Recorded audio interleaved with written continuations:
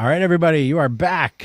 This is a special edition on Friday, a 4-person panel show. First time I've ever done anything like this, so welcome to a new version of Jack Murphy Live. Today, I have 3 very special guests. First up, we've got Darren Beattie.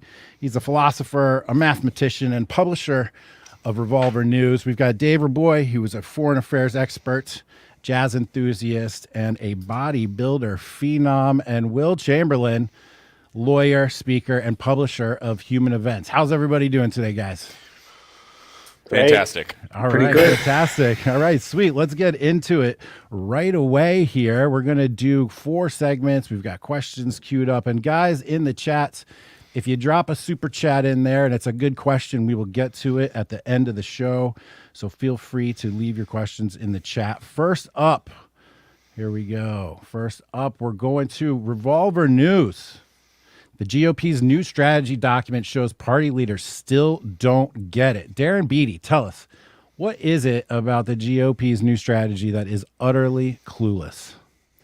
Well, this isn't an official strategy document, but it may as well be. It's from one of these leadership organizations, and I've come to say anything with leadership in the title, it's bound to be pretty dumb. And this is called the Congressional Leadership Fund.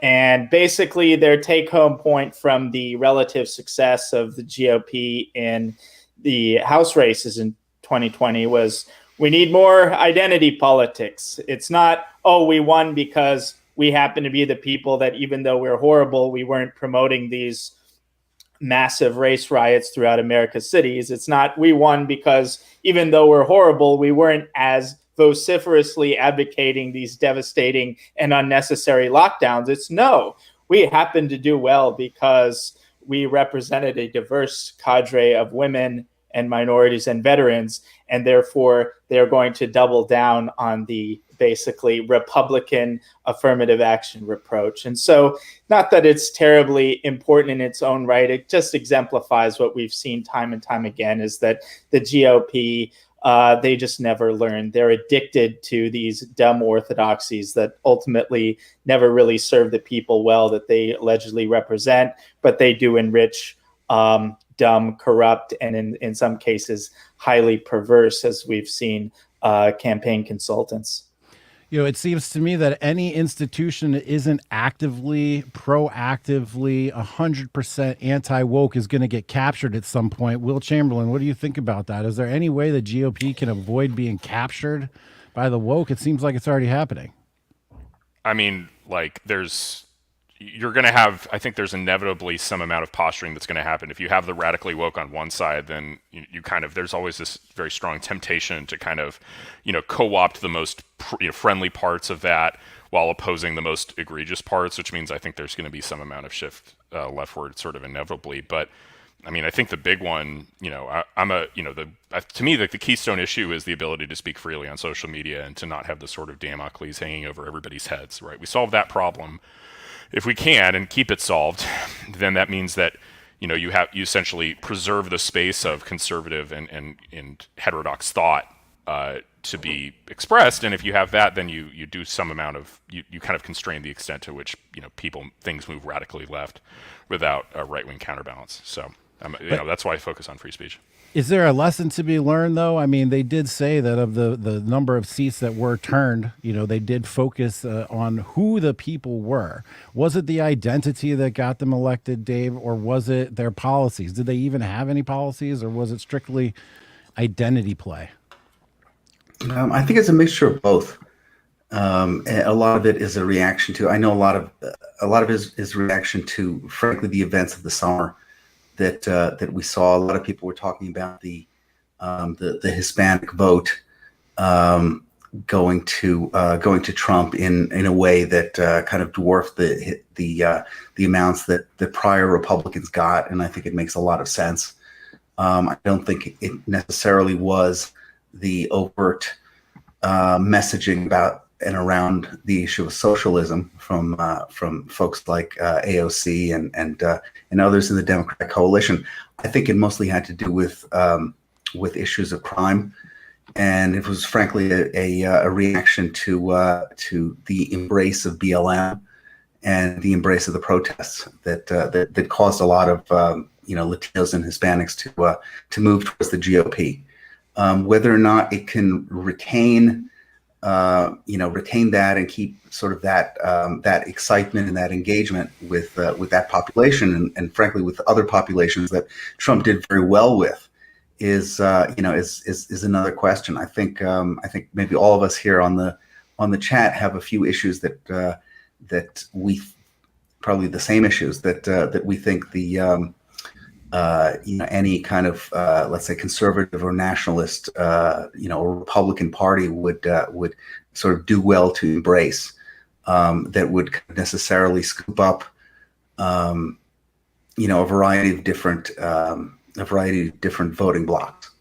I think it could be easily argued that the Latino votes that switched in Florida and in Texas to Trump didn't do it because Trump was, quote, a white nationalist or some sort of Hitler. So for them, I don't think identity politics had anything to do with it. Darren, what is your take on the shift in the GOP voting for the Latino voters in Southern Florida and the ones in Texas? Why did that happen? I have my own ideas, but what do you think? And is there a vector there by which the GOP can recruit more folks without pandering to identity politics? Yeah, I think I haven't done a thorough dive into this, but my suspicion here is that a lot of the Latinos voted for Trump for the reason that any sensible American would vote for Trump in that context, given the cultural factors involved, given the combination of these massive race riots and protests, which I would suspect a lot of Latinos wouldn't like that. In addition to the kind of the lockdown culture, which is generally associated with the Democrats, even though unfortunately Trump kind of allowed it to happen more than it should.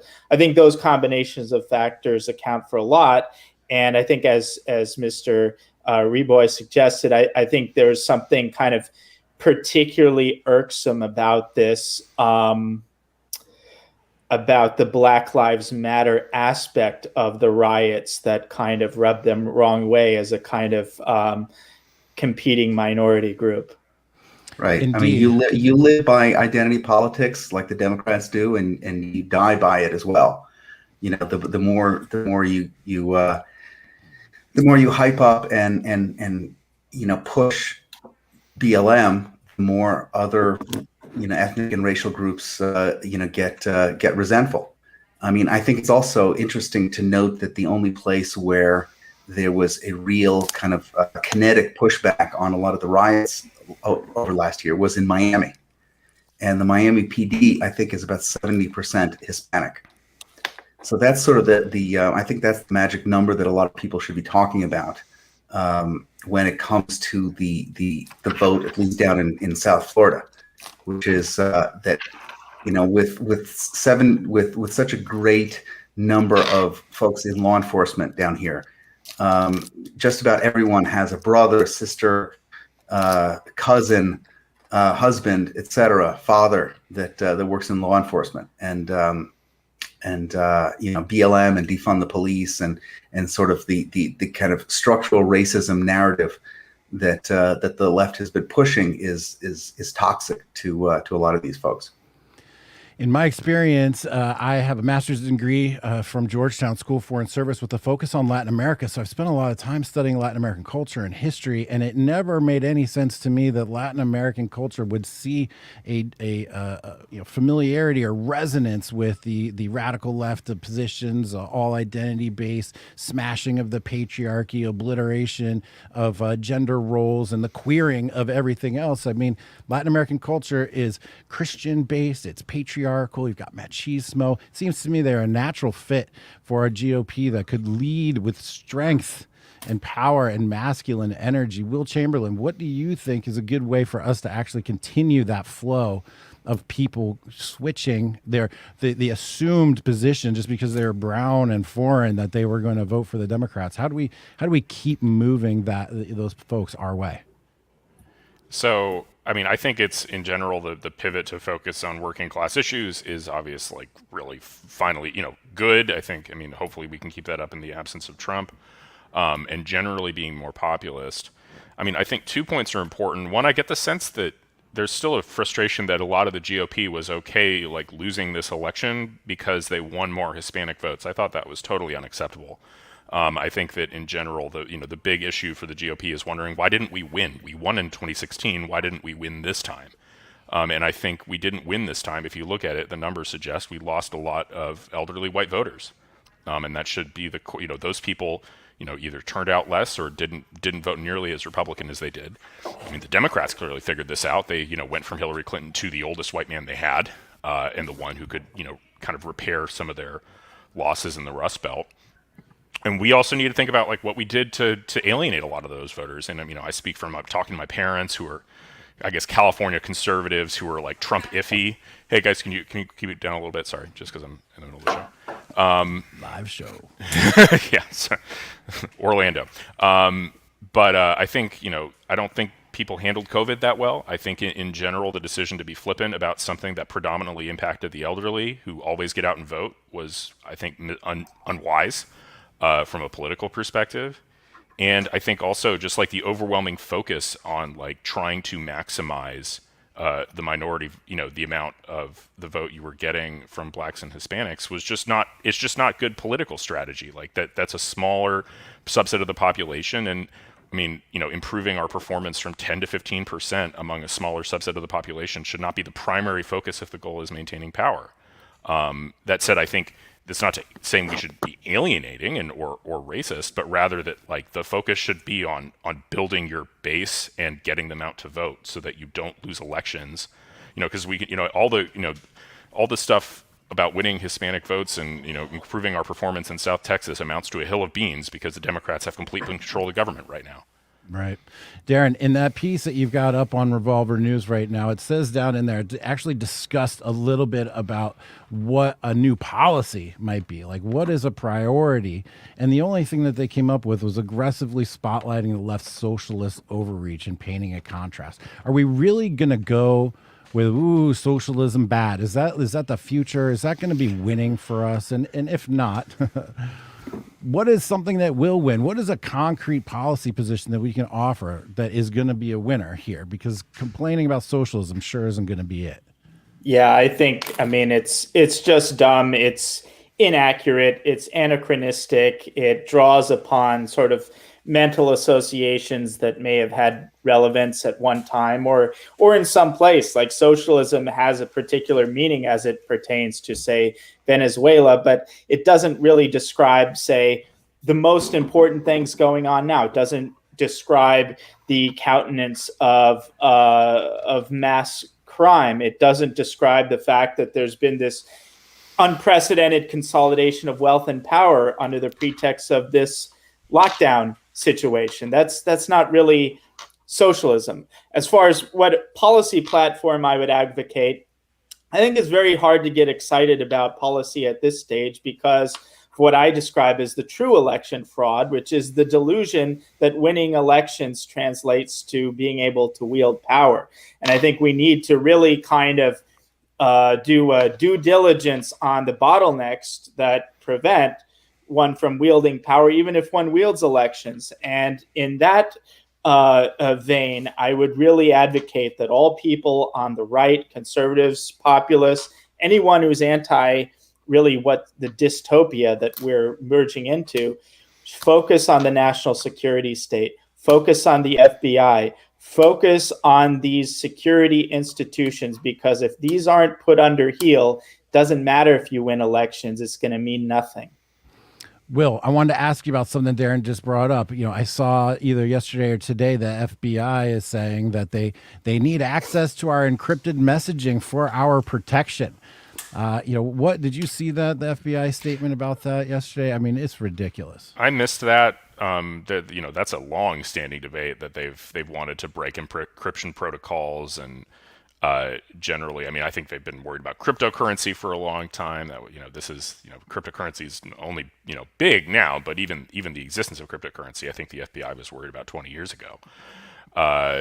Yeah, I mean, they're always going to want more and more power. I think Darren is exactly right. They need to be brought to heel. The next Republican administration, if we get one, needs to start by cleaning the Augean stables. Assuming that they should fire every person on staff at the top level, at the outset, treat it like a U.S. attorney's office. Like we start by the assumption we need to fire the FBI director and everybody in the top floor of the FBI. Same with all the other national security institutions. Like they just all need to be fired right off the bat and have actings put in immediately to run the place, with aggressive mandates to fire any underlings who will not comply with the new regime. Dave, will we have the balls to do that? It didn't seem like we did in 2016. Cleaning house wasn't something that happened. It was a downfall, hiring and staff. There was no bringing anyone to heel, no power exerted. Huge failure. How and when do we muster the strength to behave in such a manner? Real quick on this one. Well, sure. I mean, this was the big failure of the Trump administration, and there are many reasons for this. Some you can blame Trump and his folks for, and some you really can't. The sad fact of the matter, though, is that there's a group of people who are qualified to do a job and a group of people who are on side. And ideally, you want the Venn diagram covering both of these things. But unfortunately, that's a small segment. That is a small segment only because our institutions have not taken the time and energy. Our donors, the people who believe as we do, have not taken the time to build the infrastructure necessary to credential people and to prepare serious people to go in and take these jobs. Right now, let's say a Republican wins in 2024. Will we be any more ready than we were in 2016 with folks who are sort of on side, who are America first, who are ready to jump into tackle the bureaucracy at any level? I don't know. I hope so. I mean, I just know that I know how kind of terrible it was in 2016 with the lack of sort of qualified professional folks who are ready to go in, and I know what it's like in 2021, and we haven't made such great strides. We have not gone and built our own think tanks to credential people, our own media outlets. We have not identified the sort of the top people in who would be effective in a bureaucracy, and the left is very good at that. They're institution builders. They're institution builders. They're trainers. They've got organizing skills, and they've got a whole deep bench of people willing to do the dirty work. They've got guys in the street to do the dirty work. They've got street crews to do their dirty business. They've got the corporations to do their dirty political work. Democrats seem to have a little bit more balls right now, and that is pretty damn annoying to me. Just a kind of word as an example of this. I can think of no better one than the Truman National Security Project. In 2004, the left realized that they had no bench when it comes to the national security space. Everyone who they would get would be would sort of lean right. So in response to that, they built this think tank, Truman National Security Project, funded by Soros and others. And all that was a big credentialing mechanism and a way of organizing the folks who were all on the left who were dealing with national security issues. So then, of course, as soon as there are openings in Congress, as soon as there are openings in an administration, these folks all flood right in. And they have very smartly sort of use this this organization to, let's say, for lack of a better word, reform or recreate the national security branches of the U.S. government in their image. And it's been unbelievably bad for us and the things that we believe in, but it's been nevertheless very effective. Yeah, I remember in 2008 when Obama won. I lived in Washington, D.C. at the time. As soon as he won, the town was just invaded with new people. There were thousands of people that descended upon the city to take over the institutions, to populate the think tanks, to work in the NGOs. They did a wholesale takeover, and those people are still in power. We got to look being a little tougher in that regard. Arthur Millick yesterday, I talked to him about that as well. So check out that interview I did, guys, if you want more on that. All right, moving on. Next question. Will Chamberlain, this one is to you to start off with. We were looking at your Twitter feed yesterday, and you tweeted out, "This bill is incredible. It's what I've been calling for." Great work by Greg Abbott in Texas. And what he announced is that they've promoted a bill prohibiting social media companies from censoring viewpoints. Will, what is your take on this? Is this effective? Is this going to solve any problems? Is this going to move the ball down the field? Is this going to gain anything for us? What do you think? I mean, it's got a serious chance of really changing things. That said, so like the key thing is to understand like the framework of the bill. So a lot of pieces of legislation and people have been talking about solving social media censorship.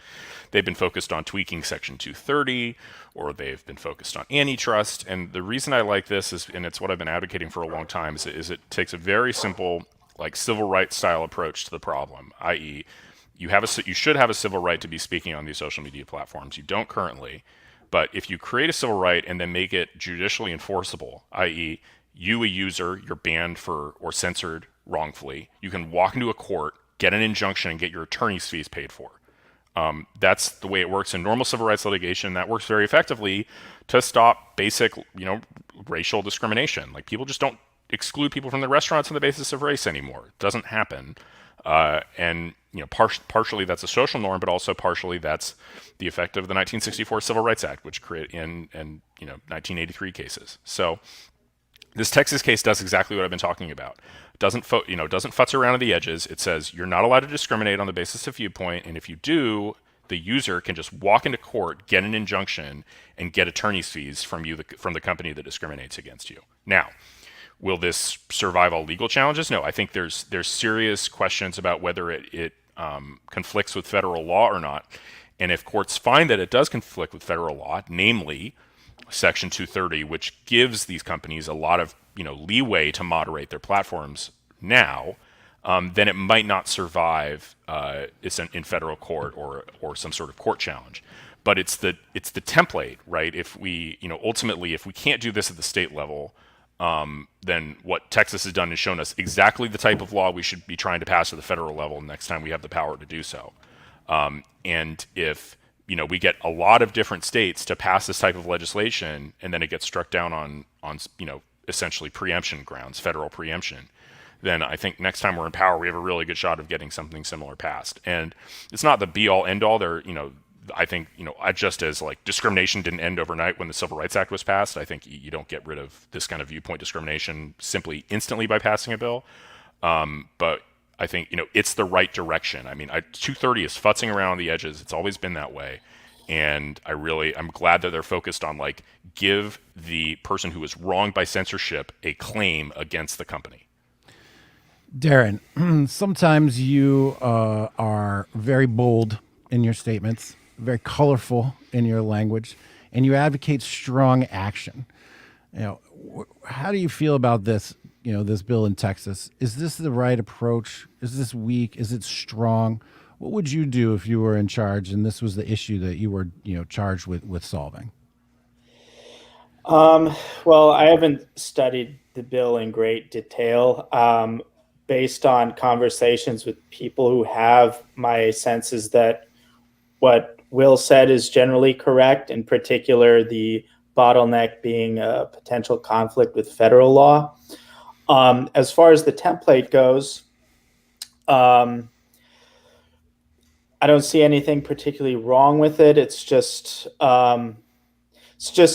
hard to see. It's hard to get a sense that any of these things will actually is. Ultimately, it's a power struggle. And in order to fix the censorship question, you have to subordinate the tech companies. And the tech companies, in my understanding, aren't simply enormously powerful private institutions. It would be hard enough if that were the case. I think in many respects, these tech companies are already extensions of the state, in particular extensions of the national security apparatus itself. So I think understanding what these institutions actually are makes me kind of less optimistic that we can solve the censorship problem through any of these mechanisms. And so it's like there are different approaches that might sound better or worse based on principled grounds, based on, prudential grounds and so forth. But ultimately, they face similar types of bottlenecks. And the bottleneck is the power struggle between the security state and big tech as an extension of that, and basically conservatives who have very little organization and power, who want the right to criticize establishment narratives publicly on these platforms. Yeah. What I'm hearing is that there's an alignment here between the Democrats, the Uniparty, the national security state, deep state, etc. There's an alignment there. How do we break that alignment? That's the issue, right? It's like we have to break that alignment. Do you have any ideas on that, Darren? Because if we don't break the network alignment, then they own it. They're working together in tandem. Mm-hmm. Well, yeah, I mean, it's a hard thing to do because the alignment, I think, is more fundamental than what we see expressed at the retail level in partisan politics. And it involves a keen understanding of institutions that aren't even part of our normal discourse. Institutions like, for instance, most people would be shocked to hear that NATO has actually played a considerable role in censorship of the internet. That the Atlantic Council, most people haven't heard of that, and they don't understand why is this organization that's obsessed with pipeline and energy politics to maintain U.S. security state control over Europe. Why is this same organization employing people like Jared Holt, whose job it is to expose and ruin the lives of populists in the United States? These are connections that are hard to make for the average person because they haven't even heard of these institutions, and they don't come up in the typical litany of bad organizations in the same way that the Democrats or the socialists or the UN or any of these other kind of descriptors. And so we don't really have the categories and institutional understanding to approach the problem as it exists at this stage.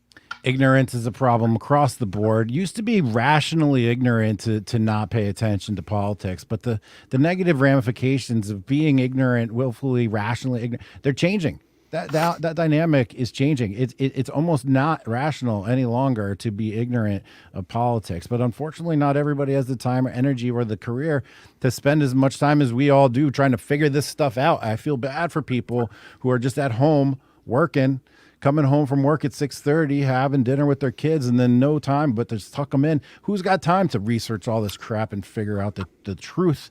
It's those people that we need to wake up somehow. Those people that we need to wake up, I think it's going to happen through critical race theory in the schools, I think is going to be one of the key vectors in doing that. But Dave, what do you think about this? And what do you think about the censorship issue, the alignment issue? How do we break free what looks like a giant heavy blanket coming to smother us from all sides? What do we do about that? Right. Well, what Darren said was really important, really very, very important. And when you have folks who are screaming about the importance of the kind of post-war liberal international order, it's these it's these things that they're really talking about. I have a name for some of this. This is, I call it like the NGO archipelago. And of course, it encompasses more than NGOs. I mean, we're in a place now where, if you follow what woke capital has been doing, you've got sort of the business end, and then you've also got the business corporate end, and then you've also got a myriad of interlocking non-governmental organizations and nonprofits that are sort of pushing the same kind of ideological line on a variety of issues. And what I tell people is, like, for example, there are people who wake up every day. There are thousands of folks who wake up every day, and their job is to advance these things. What we'll say, like we'll say like the kind of ethos of decadent early 21st century globalism. for lack of a better word. And those of us who are sort of fighting back against that, we're bloggers, we're pundits, we make YouTube videos. We don't have the advantage of massive institutions. We can't go and press a button and put, tens or hundreds or thousands of, let's say, content creators and writers, all on different beats. They can afford, as Darren has dealt with. Actually, probably all of us here on this call have dealt with folks whose mission it is just to sort of put a target on our backs and to defame us and unperson us in an attempt to shut down our voices. We, on the other side, we don't have that kind of infrastructure, and this is always something I'm coming back to, hammering on the infrastructure point. As has been said, an army marches on its stomach, and that means, in our context, that means that if you want to, create change in a positive way, and do some of the things like this, like what we've been talking about, for example, Texas, and it's sort of state level efforts towards internet censorship. These types of things aren't magic bullets, and they require massive infrastructure of people waking up in the morning and having their job as to advance these ideas over a course of years or decades. This is what the left has been able to do globally, and we need to get in the game. I think it's we're in the situation we're in primarily as a result of our frankly of our donors on the right, and folks who just do not want to support paying for their soldiers to be out in the field fighting. One of the things I keep thinking about as all this comes up is like, what is the coalition of the future? Do we need to grow the coalition? What faction out there can we bring into the fold? Who's close enough to us in the Venn diagram to expand the tent? I always felt like Trump was a big tent kind of guy. Like, he brought in a lot of different groups that had some commonalities but had a lot of differences. What does the tent look like, Will, if we're going to expand the base? What factions, what issues, what groups? Are there people in the middle? Are there people on the edges? Is there somebody that we can bring in through policy approach or attitude? How do we grow the coalition? I mean, to me, it's like Trump already showed the basic approach to solving this problem. We won the election in 2016. We won it with the Rust Belt. We won it with, I think even Jack talked about it. Like, generally, the idea is we need to be moving to the center on economics. The left keep doing crazy stuff and seems to keep getting crazier. And I think, I've seen a lot. I mean, so that's how you do it. You peel off the people who get tired of the woke stuff, and while still, not going back to Paul Ryan and Mitt Romney and all that nonsense. I want to kind of like push back slightly. I think there's a little too much pessimism about the social media censorship effort. And I think it's for, while I generally am in agreement, like the problem, we have the uniparty issue where you have, the tech companies as instruments of the federal state apparatus, et cetera. This is an issue that the ball has moved dramatically quickly in the course of about 3 to 4 years. I mean, you think about like 2017, 2018, it was starting to percolate online as an idea. And now 2020, we've got state level legislation effectively, and this in the face of a conservative movement that for 20 years has said, let private companies do what they want. How dare you think about regulating it? I mean, I remember my original idea, I put this out 2 years ago, and I was seen as fringe for saying that we should have a civil rights law, and that we should be protecting people's right to speak. Now it's mainstream. I'm more optimistic, and part of the reason I think is that there's more division. I mean, this is actually a place where you have division between the elected officials and the tech companies in a really big way. I mean, Donald Trump was censored, and the reaction to that was not just here, but also like Mexico, Germany, France, all of them coming out and saying, "Whoa, whoa, whoa, whoa. You guys don't get to censor public officials. This is a matter of sovereignty in a sense." So I think that there's a willingness on the part of elected officials, especially because their personal interests are so dramatically under threat from censorship, that, even if the bureaucracy might be like, whoa, whoa, whoa, we need to work with the tech companies, blah, blah, blah, the elected officials might say, no, no, no, this is the spot where I'm overruling you guys. They don't get to censor us anymore. That's like, we're gonna stop that, because I felt the brunt of it personally. And I think that, rather than getting like I want to be sanguine about this specific piece of legislation, because there are definitely legal issues that it faces, as we talked about, but I don't want to be super sanguine about the fight over social media censorship generally. I think this is one of those fights that we actually could win before, massively overhauling, the deep state, and changing everything, because it's a fight where, there's a lot of people who are directly impacted by it, including politicians and elected officials who saw what happened to Trump, and we keep pushing on it.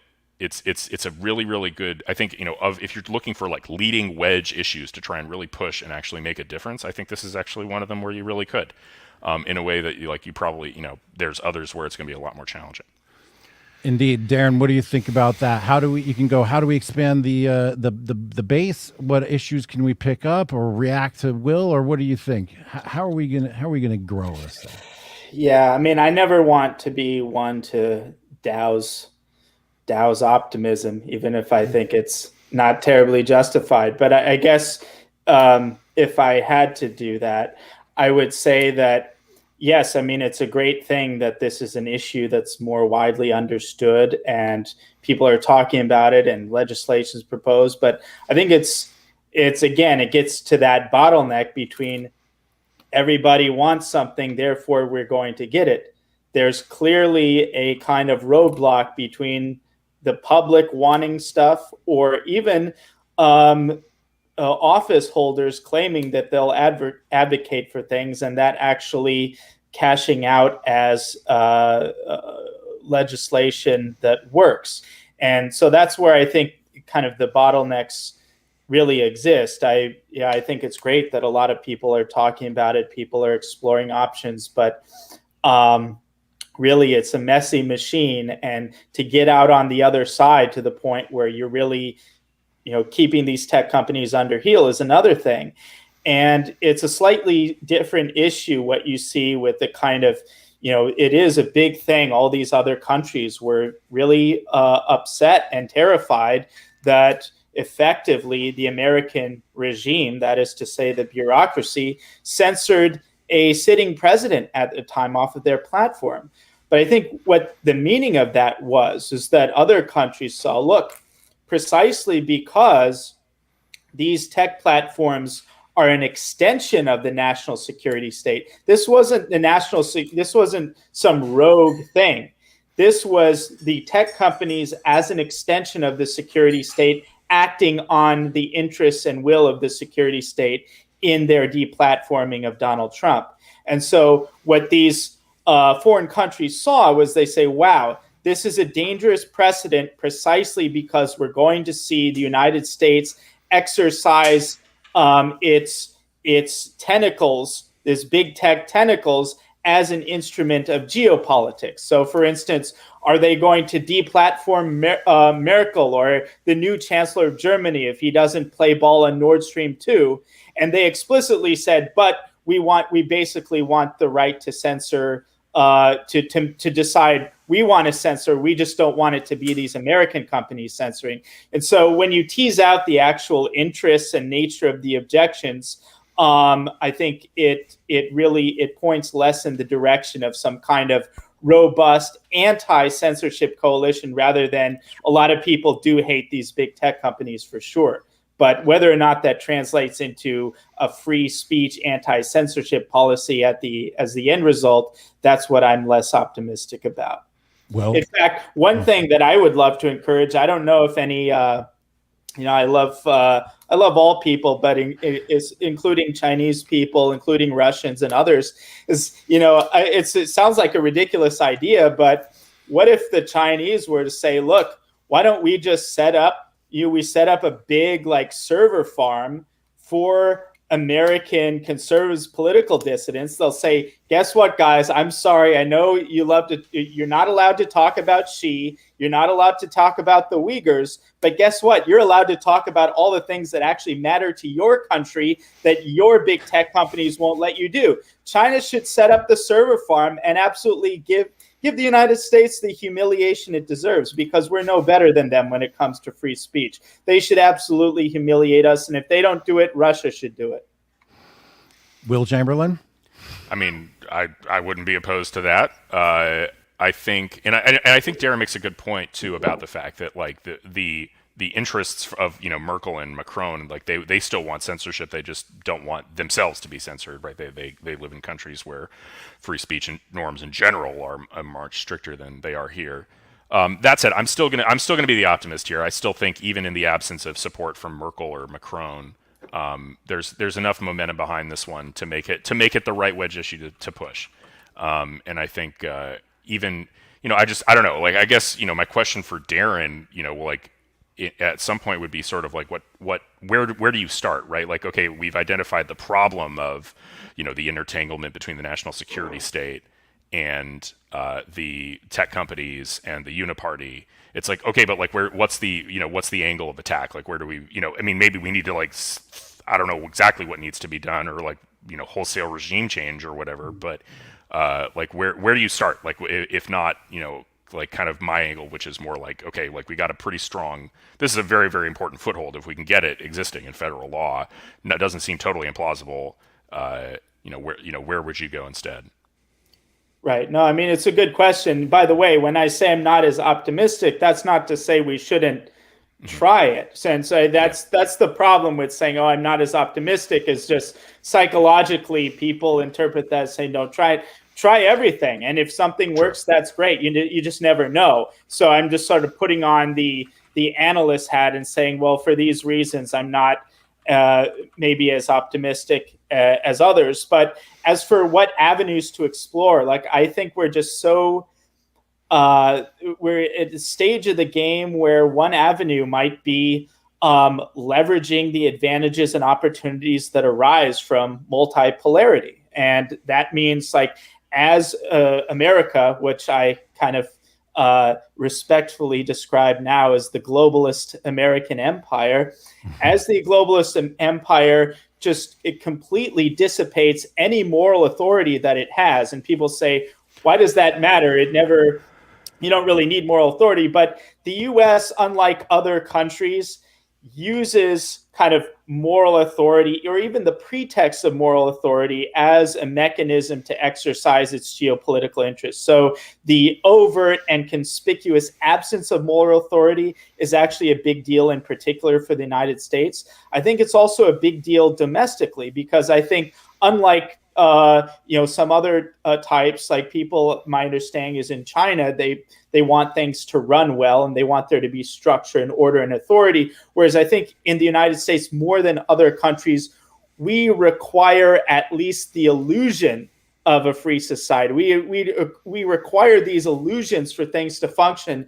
And as the American regime moves from this illusory, pretty lie, persuasive model of control to this overt totalitarian model of control, I think that's also something it's very difficult to make that transition without a lot of disruption.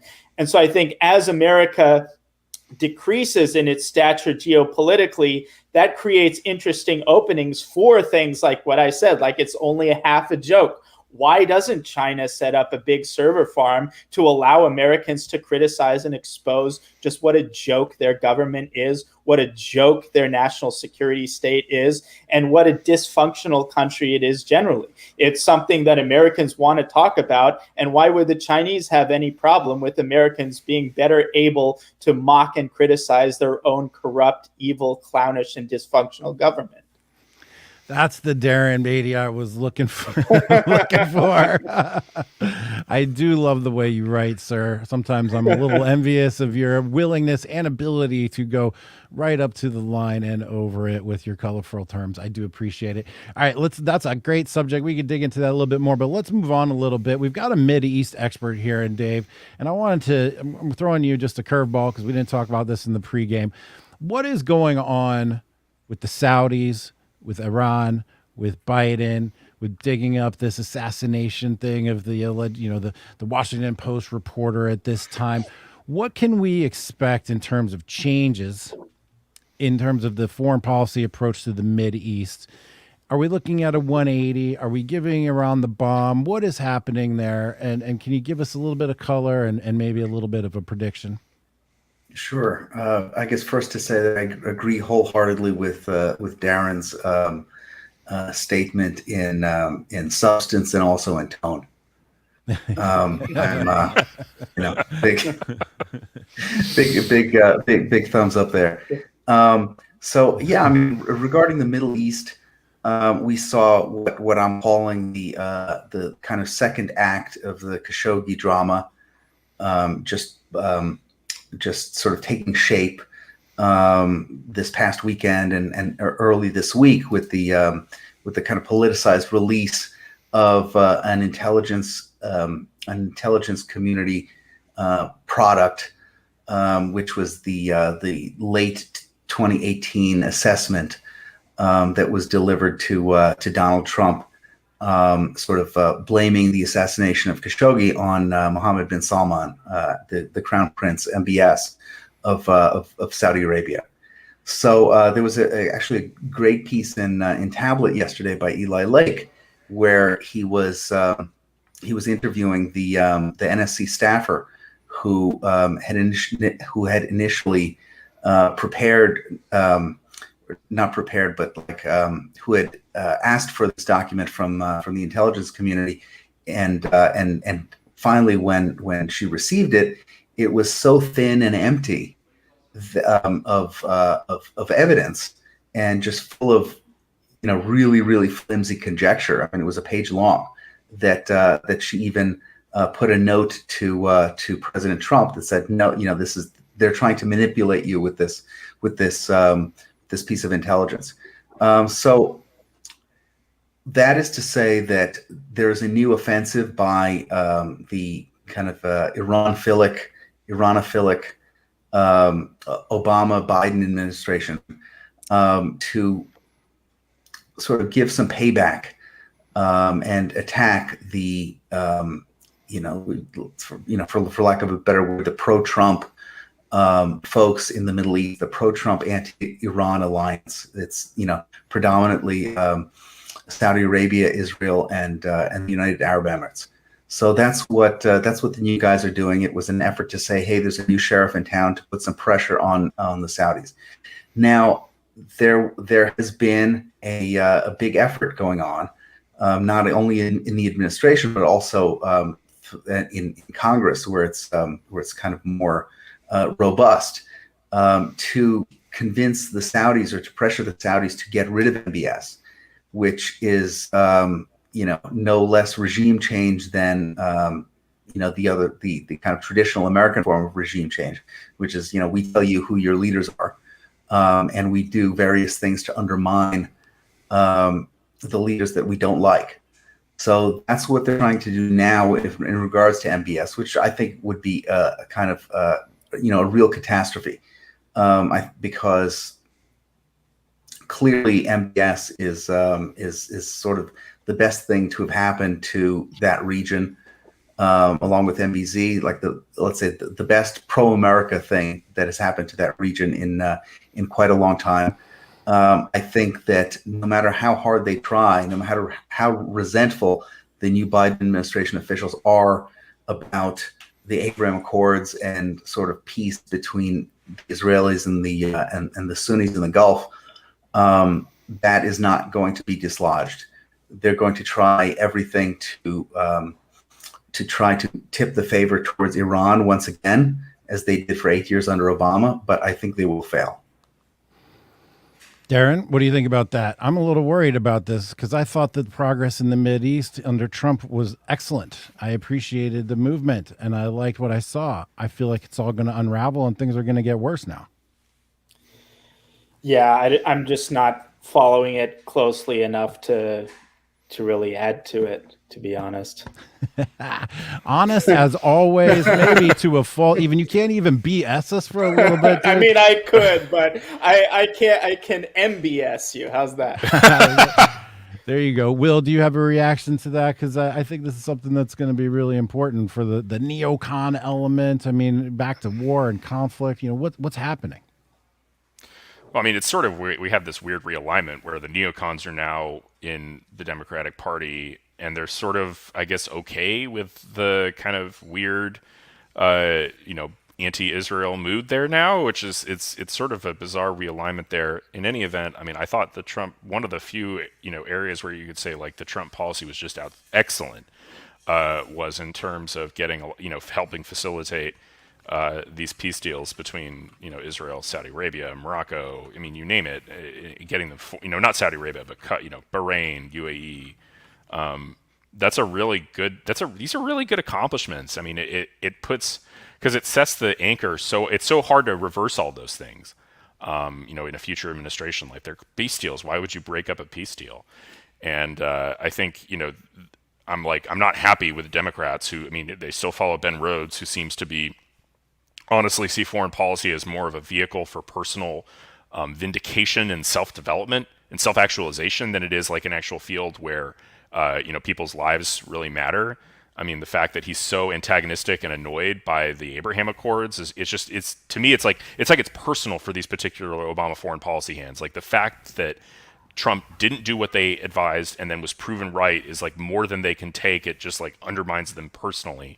And so I guess I'm a little worried about their kind of vendetta as a result of that, and how they'll act. But in general, I hope and think that, a lot of the gains made in the Trump administration were cemented in these deals, and so will be very hard to dislodge. Dave? Yeah, I mean, here's why I think that they will not be able to dislodge these deals, because they're the kind of Obama Biden instinct, or their the way they the way they see things.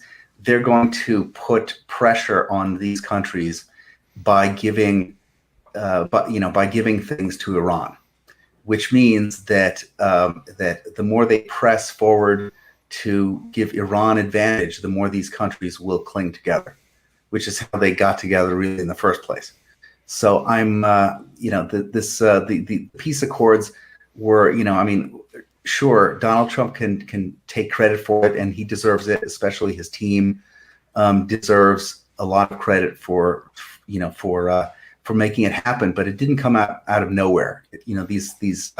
These peace deals were primarily a response to Obama policy favoring Iran for 8 years, and in that respect, they were inevitable. So I don't think they're going to dislodge it. It's not a peace agreement like Jimmy Carter was able to put together with the Israelis and the Egyptians, which is basically the Egyptians were bribed with money in order to come to the deal, and it was never really an authentic peace. It was like a cessation of official hostilities at the top.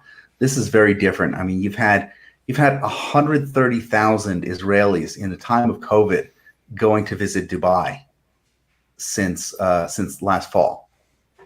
Those are crazy numbers. Those are really crazy numbers, considering how locked down both of these countries have been under COVID, and that's just tourism. So what you're seeing now is really a revolution. I don't think anything is going to stop it. The other point that Will made, which was interesting, is I've been saying for a long time that at the end of the day, neocons don't care about Israel. This gets proven again and again. I don't know why this kind of myth is kind of still with us, but the point of the fact is they're more enamored with ideology than they are with any kind of strategic, or they're more enamored with the ideology than anything else. And it's just proven time and time again, from the Arab Spring to this, to 4 years of the most pro-Israel president ever in Donald Trump. So, of course, that didn't stop them from going after him. So that's another thing that we need, I think, to place in the dustbin of history. Indeed. All right, one last question around the horn really quick. I saw this week President Biden, man, it's hard to even say that. President Biden was giving a talk, I believe, to the Democratic Congressional Caucus. And he's sitting there at the desk and he's talking. And then he's like, all right, I'll take some questions now if you want me to. I'll take some questions now. And then the screen goes silent and then blank. Who is running the government? Who's running the government? Real quick. Like, I want names, not the deep state, not the establishment, but literally, who is the bird in Joe Biden's ear? Who is the one that has got their hand around his belt and is pulling him around and putting him places, telling him what to say, what not to say, cutting him off when he wants to talk, keeping him from addressing a joint session of Congress, which every president has done within a month of their inauguration, going all the way back to Jimmy Carter, as far as Tim Pool and I fact-checked it the other day. They're not all State of the Unions, but they do all give a joint session address in the first month, and he hasn't done that. And imagine this. Imagine that you've been running for president for 40 freaking years, and each time you've lost, and each time you've watched that president go up and take a freaking victory lap 1 month after inauguration. And here's your chance, bro. Here's your chance. You're president now. Your lifelong dream and ambition, and you're not going to take a victory lap. You're not even going to talk. Who's got their hand on his belt? Darren Beattie.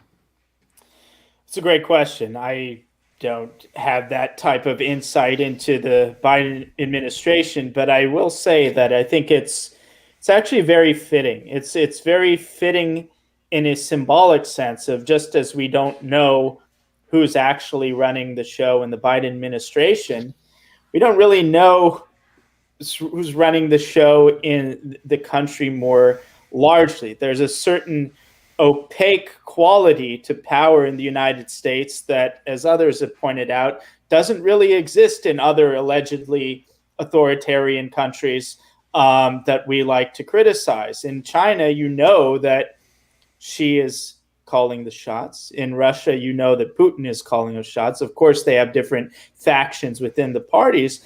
But in the United States, it's very difficult to say what or who is actually running the show. It's a much more complicated type of country. And I think one might even describe it that as democracy. Democracy is the kind of place where you just have no idea who's really in charge, because I guarantee you the voters aren't actually in charge. The closest, some people could say the media, but then you just have to take a step back and say what's behind the media. China, you have a state-run media. In the United States, you have a media-run state in many respects. And so I think there's something so fitting about Biden, him being old and doddering and senescent, a kind of like Yeltsinite sort of figure for late-stage globalist American empire. There's the fact that we don't even pretend, like the normal presidential role as the kind of figurehead, that even that pretty lie has been is really untenable with Biden. There's no even lie you can tell yourself to say that, okay, Biden's kind of running the show in some way. And so in a way, it's like it's the most honest the country has ever been. And I think partly it's part of this transition, this structural transition from this persuasion model built on lies to a more overt control mechanism. And that's where we are. Persuasion mechanism versus control mechanism. I love that. And the image of Biden being a Yeltsin figure presiding over the decay of the empire makes me laugh. He is very similar, minus the red nose and red cheeks, and minus the ability to jump on top of a tank.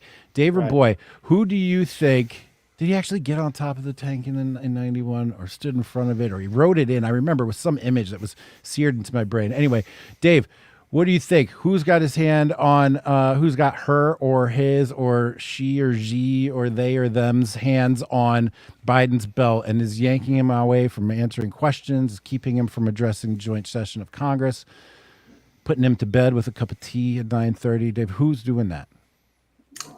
Again, I have no idea who's doing it, and I'll agree with Darren about it. Again, about his major point about like the kind of transition from a kind of hypocritical American democracy to something to something darker that's more willing to engage in just kind of pure, sit down and shut up type of force.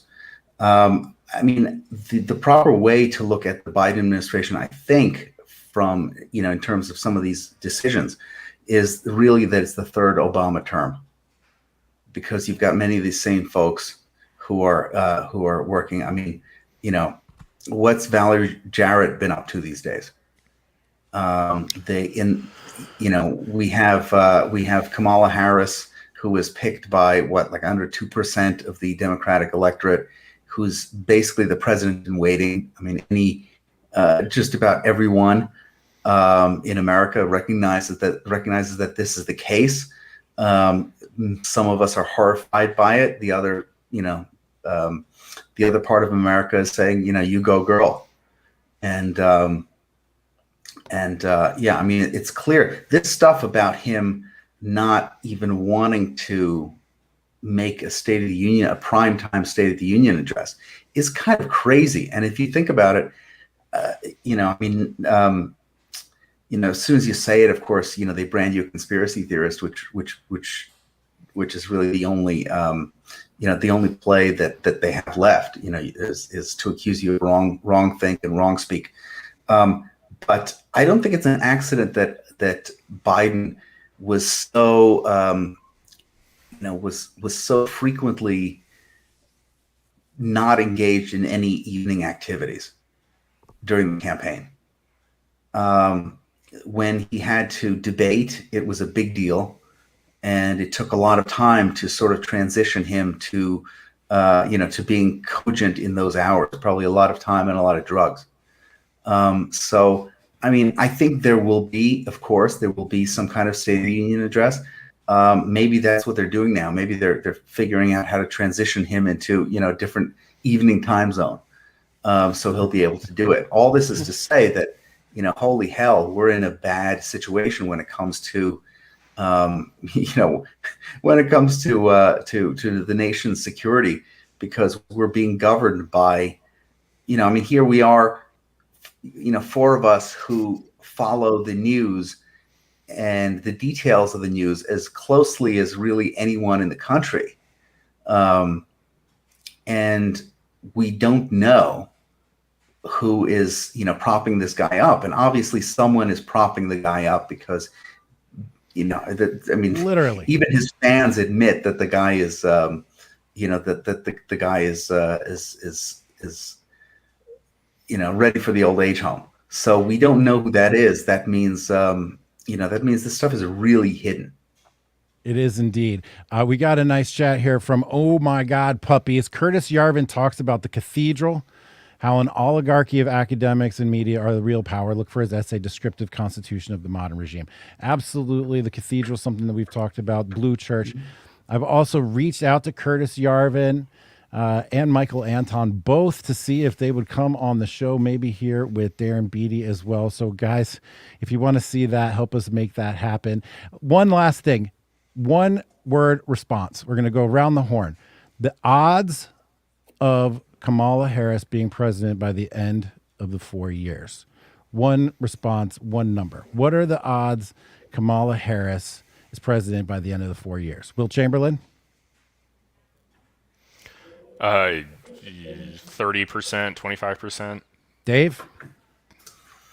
I think it's probably 50%. Darren? 25. 25. I'm going to go with 100% because I made a tweet about 3 years ago that said Kamala Harris will never be president. Mark it down. And by virtue of that tweet set in stone, I am bound to be wrong. 100% Kamala Harris president by the end of the 4 years. All right, you guys, thank you very much. I really appreciate you joining me on this inaugural effort of a Jack Murphy 4 panel show on Fridays. I think this was fantastic. We covered a lot of ground. You guys are leaders in your fields, titans in this industry. I love talking to you guys. I really appreciate it. Guys in the chat, thank you so much. Please hit subscribe, hit reminder, share this so it gets out there. Real quick, guys, go around. Will, where should people find you on socials? What should they check out? Will Chamberlain on Twitter and Periscope, humanevents.com for all our publications, and our Facebook page is actually a good place as well, facebook.com/humaneventsmedia, but that's where you can find me. There you go. Dave, what about you? Where can people find you? You can find me at my website at davereaboi.com, and also on Twitter and also on Locals. Fantastic. Congratulations, Dave. Got you on. All right. Darren Beattie, what about you, buddy? Where can people find you? Twitter at DarrenJBeattie, at Darren J. Beattie, and revolver.news. Fantastic. Thank you, guys.